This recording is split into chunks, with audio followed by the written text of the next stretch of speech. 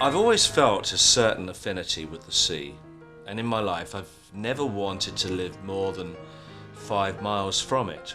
Whether it's got anything to do with the moon's pull on its tidal system, or that both have had an influence in creativity, I really don't know.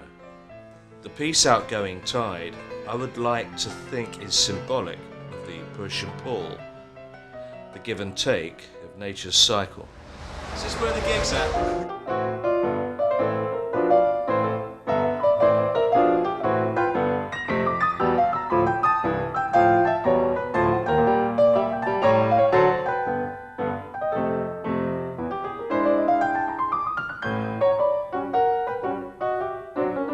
Basically, I always viewed guitar players as like, gosh, I wish I was out front, doing all of that stuff, and because those are the guys that pulled all the chicks.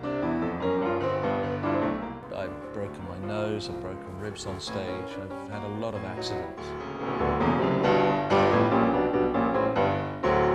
Basically, I'm very naked and exposed on this record. It's like wearing your heart on your sleeve. But of course, if I was naked and exposed, I wouldn't have a sleeve to put my heart upon. So it's a challenging album for me. There's a certain amount of security that I think you get from going on stage with a band. And I've been on stage with several, one of which was in the 60s, the Nice. And the other one in the 70s was Emerson, Lake and Palmer. And there's a certain amount of security and protection behind going out there with your buddies on stage, rather than going out there just exposed and alone. It's given me a chance to really think about music and about the many styles that I've adopted throughout all of those years with all of my different bands. I was introduced to Alberto Ginastera, I would say around about 1968. I was just ecstatic about this. I'd never heard music like this before in my life. It's actually the way that Ginastera titles it. It's Danzas Criollas, but I call it Creole dance, just to because I've added a few little bits myself. It's a very, very demanding piece.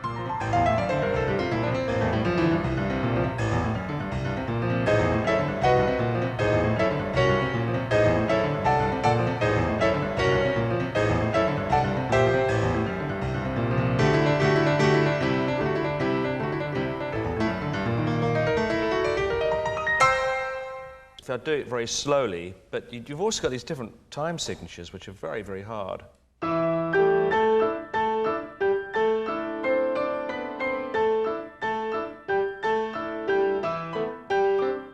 That's basically it's slower. When you take it up to speed, it's like...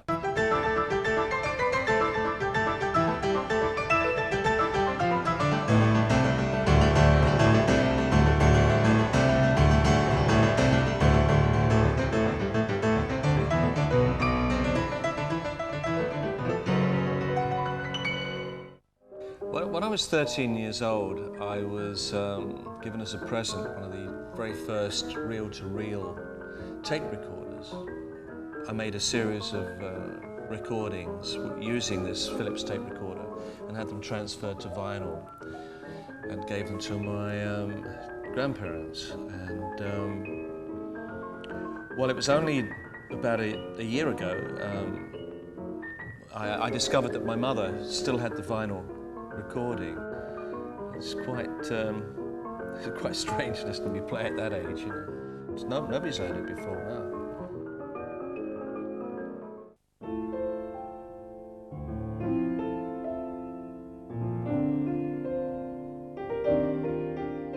Ballad for a Common Man.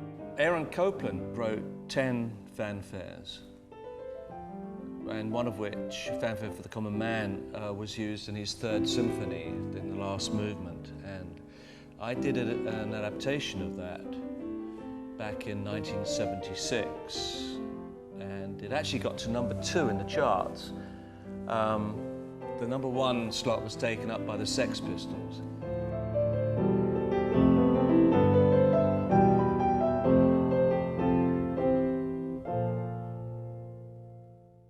But there's only one small quote right at the very end, which is and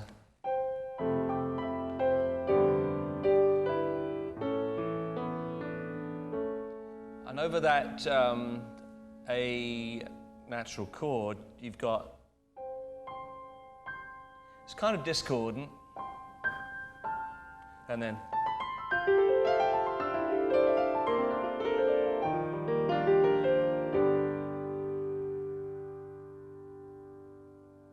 and you finish the whole thing that way.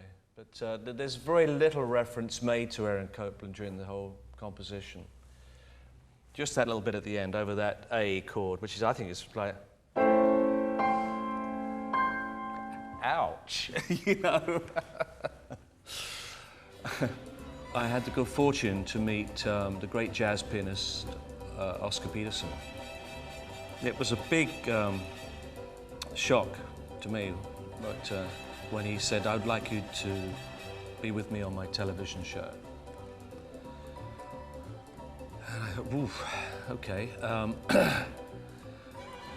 And he said, "Yes, I'd like you to play one of your pieces." And I said, "Well, it would be a complete dream for me to play Honky Tonk Train Blues with you." And he said, "Absolutely, you know, that's great." So we had two pianos which faced each other, dueling pianos, and you hear that on this record. It's like playing with God, really.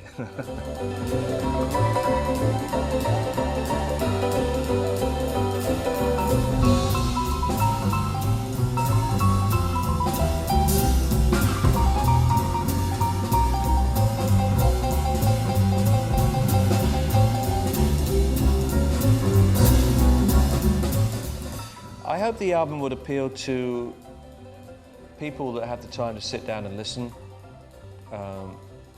and just that have the romantic side to them. They don't need to have that. You know, as I said earlier, this album is neither jazz, it's not classical, and it's definitely not New Age music. It's Keith Emerson.